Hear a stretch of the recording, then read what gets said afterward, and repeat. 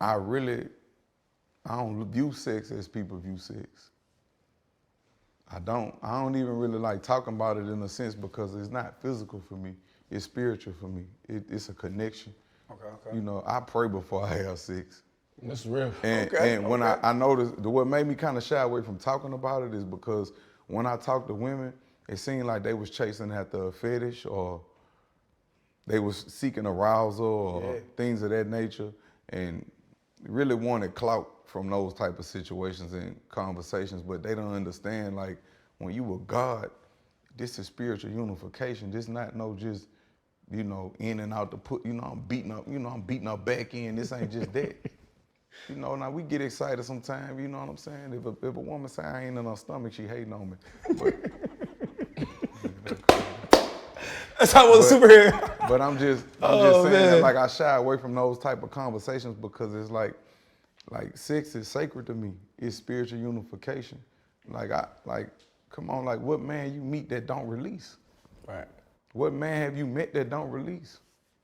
That say, you know, my life force is so important to me that I don't release. So it's like whenever I would have a conversation with a woman about that, it's like you seeking arousal. Are you seeking something that's gonna make a wow factor from this? But this is my life. And it's not because I feel like I'm better than nobody. I know the power that it give me. Like, when you meet men, you can see, I meet men that release every day, all day, and they drained. They brain don't have the cognitive function that my brain has. That's real. They not as strong. I'm talking about emotionally, their emotions be in total disarray because you didn't spread your energy, spread yourself too thin with all these different women, you know, and our semen contains consciousness. So you place your consciousness everywhere. Do you ever release, or you just never release? You just If I need to release, your body gonna do it automatically. Your body just gonna release. that ain't like teasing you. It's like, oh, you probably so mentally. No, that shouldn't be teasing what to you me. do is, it's called sexual transmutation. Like when I wake up they got something called morning wood. Men, I don't just grab a sock and shoot it in a sock. I take that energy from that and jump straight out the bed and put it into my workout or put it into my music or put it into something that's gonna make me greater. Like sex transmutation. You translate that sexual energy into your craft. I was just gonna say, like, one Like of the a things lot I of people think that about, get injured, like when you play sports, like a lot of people that get injured and stuff like that. Like I noticed since I've been, he got me doing Pilates, but I noticed since I had been like on my yoga journey, I ain't had no injuries. And I noticed that Like flexibility type. Yeah, and I noticed that since I haven't been releasing, my recovery is like that. ASAP. It almost makes you godlike. So we in Ramadan now, right? And we talking about sex as well.